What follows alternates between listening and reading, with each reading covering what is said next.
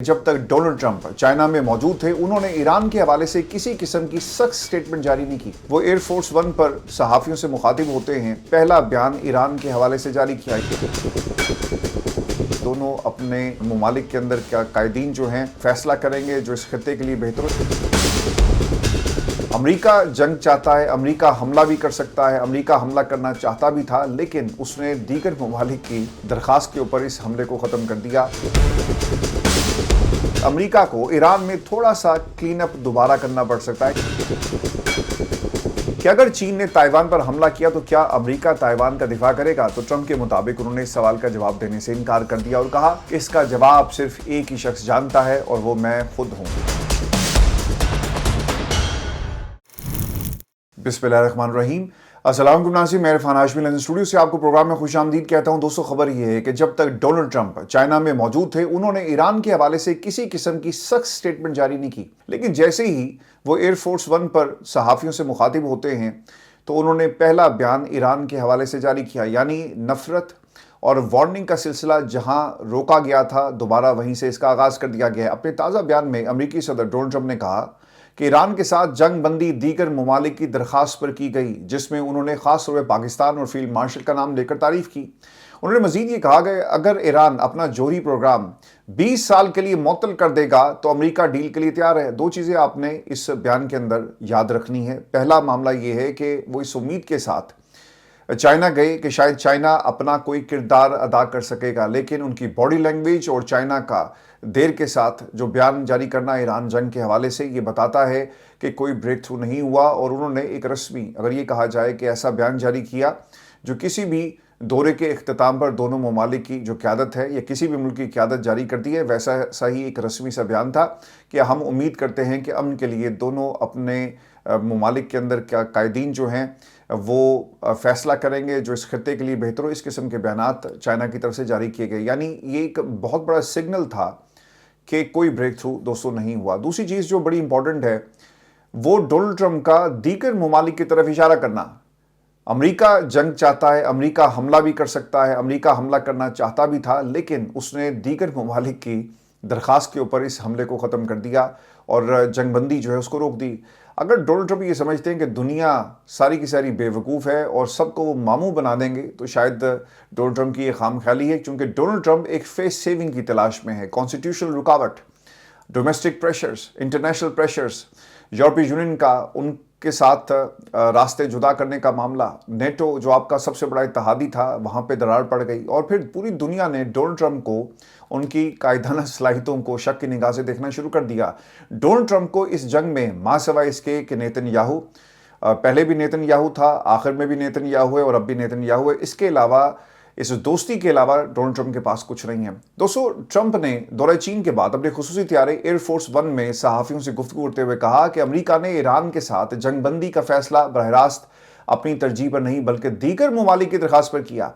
उन्होंने ये भी कहा कि हमने दीगर ममालिक की दरख्वास्त पर यह इकदाम उठाया, खासतौर पर पाकिस्तान की तरफ जंगबंदी की दरख्वास्त की गई, यानी पाकिस्तान की तरफ से ये जो दरख्वास्त थी हमने उसका खैर मकदम किया। पाकिस्तान तो और भी बातें कहता है, तो आप उस की तरफ अमल क्यों नहीं करते? पाकिस्तान तो आपको और भी बातें कहता है, लेकिन आप उन बातों पर अमल नहीं करते। लेकिन ईरान के साथ जंगबंदी में आपने पाकिस्तान की इस ख्वाहिश का एहतराम किया, तो पाकिस्तान के जरिए इन्होंने एक फेस सेविंग हासिल करने की कोशिश की है।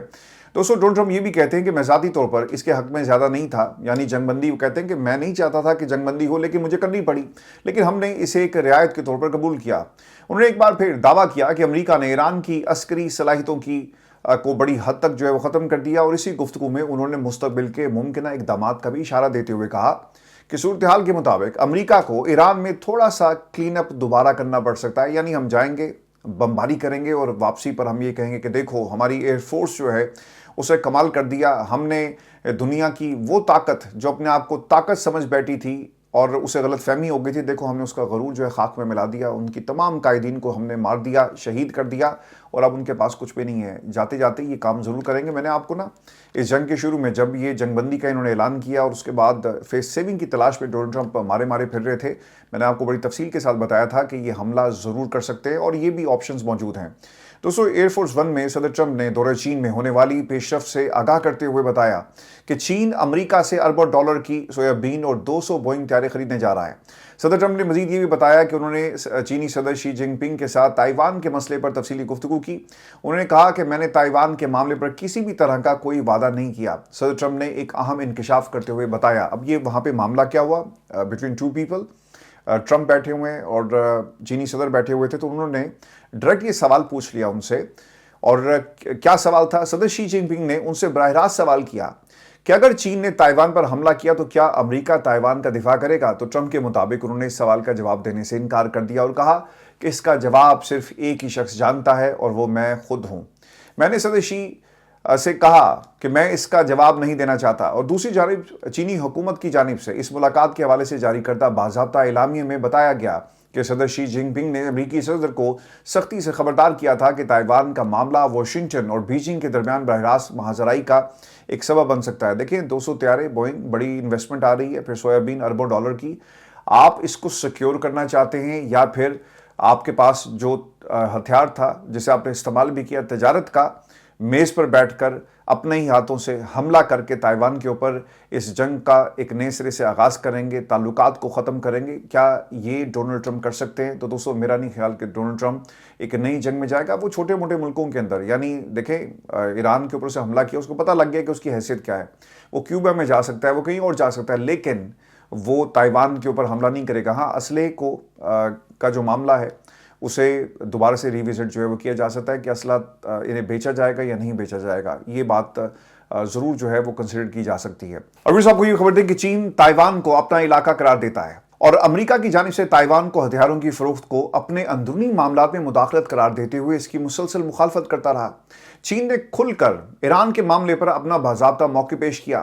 پوری دنیا اس آفیشیل بیان کی منتظر تھی۔ اب یہ بیان کیا ہے یہ بھی میں آپ کے ساتھ شیئر کر دیتا ہوں۔ چین نے امریکہ اور ایران پر زور دیا کہ آپ نے ہرمز اور خطے کی بگڑتی ہوئی صورتحال کے پیش نظر فوری جامع اور پائیدار جنگ بندی عمل میں لائی جائے اور مذاکرات اور سفارتی رابطے بغیر تاخیر دوبارہ شروع کیے جائیں۔ چینی وزارت خارجہ کے مطابق یہ تنازع نہ صرف خطے کے عالمی معیشت اور توانائی کی منڈیوں پر بھی منفی اثرات مرتب کر رہا ہے، بلکہ جو آپ کا پورا جو خطہ ہے اس وقت ایک ایسی کیفیت میں مبتلا ہو گیا جہاں پہ بے یقینی ہے، اور دنیا کی بڑی سے بڑی معیشت بھی ہے، اسے سمجھ نہیں آ رہی کہ وہ کس طرح سے اس جنگ کے اندر سے ان تمام ممالک کو نکالے، چونکہ ان کی اکانومی بھی اسے امپیکٹ کر رہی ہے۔ مثال کے طور پر چائنا۔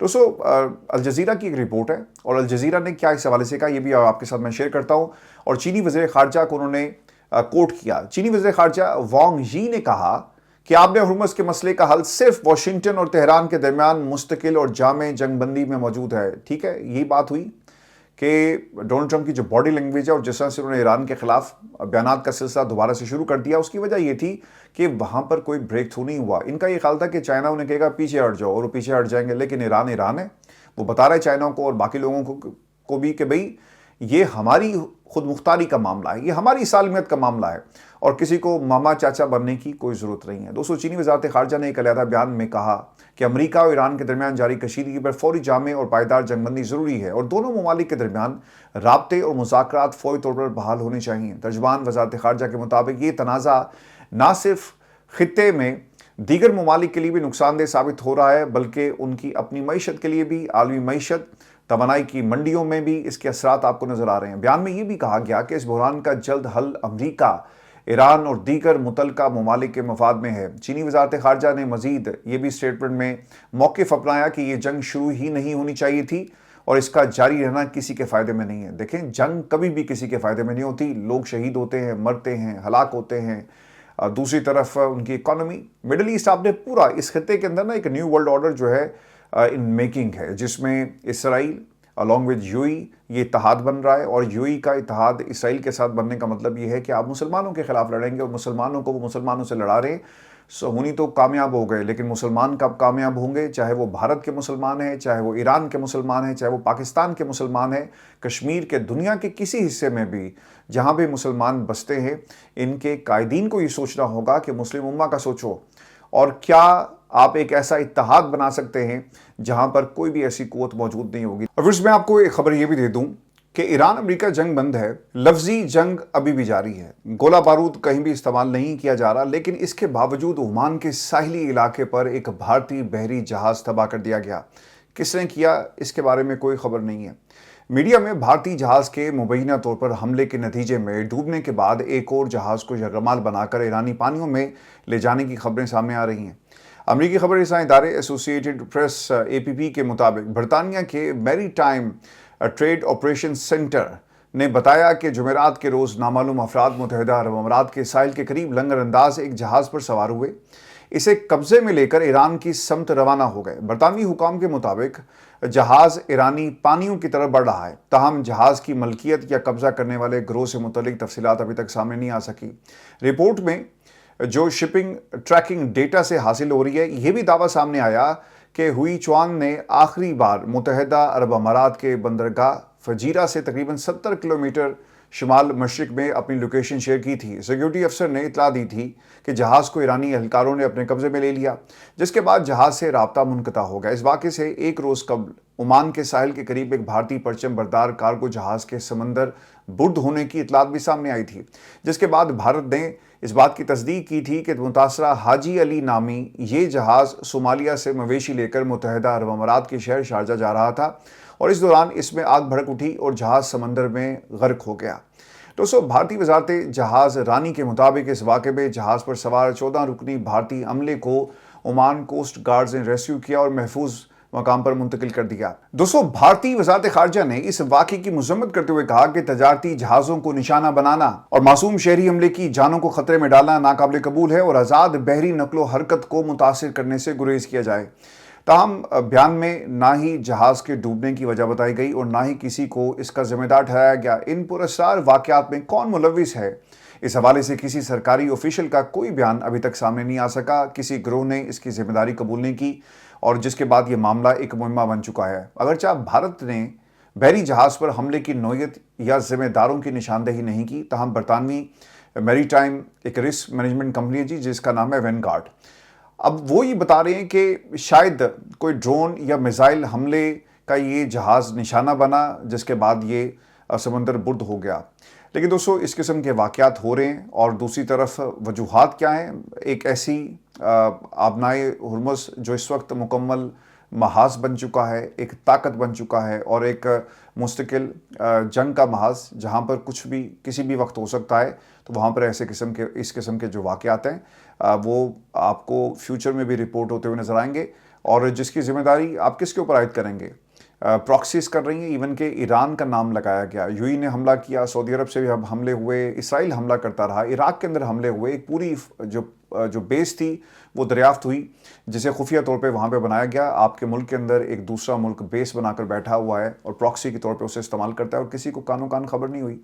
तो जहाज़ों का हिस्सा से समंदर में डूबना, समंदर बुर्द होना शायद अब इस खित्ते के अंदर एक नया न्यू नॉर्म जो है वो बनने जा रहा है। और दोस्तों, मैंने आपको ना जंग के शुरू में ये बताया था कि new world order in making है और ख़ासतौर पे मिडिल ईस्ट के अंदर आपको अपने इत्तेहादियों का दोबारा से चुनाव करना होगा। आप किसके साथ बैठेंगे, किसके साथ आपके ताल्लुकात जो हैं वो मज़ीद मुस्तहकम होंगे, आपका दिफा, आपकी मईशत, इसके ऊपर मुनहसर है। दोस्तों, इस न्यू वर्ल्ड ऑर्डर के अंदर अब खबर ये आ रही है कि मुत्तहिदा अरब अमारात ने एक दफ़ा फिर भारत से मुआहदे कर लिए और दूसरी जानिब अबूज़हबी फजीरा नई ऑयल पाइपलाइन मंसूबे की तामीर भी तेज़ करने का ऐलान कर दिया। अबूज़हबी हुकूमत ने ऐलान किया कि नई पाइपलाइन मंसूबा जो 2027 तक आखिरकार मुकम्मल कर लिया जाएगा। वली अहद शेख खालिद बिन मोहम्मद बिन जायद ने पाइपलाइन मंसूबे जल्द मुकम्मल करने के हवाले से हिदायत जो है जारी कर दी हैं।